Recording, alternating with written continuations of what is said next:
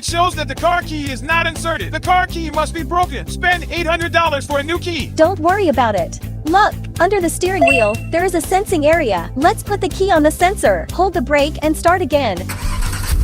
Look, the car started successfully. Actually, your car key is out of battery. Just change the battery. You have more functions like this in your car. I'll tell you some more. For example, the car cannot be locked.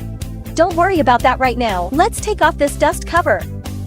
Look, there's a yellow button inside. Let's take the car key and press the button. This way, you can easily put the car into gear. Finally, this skill has to be learned. We were locked in the car and couldn't get out.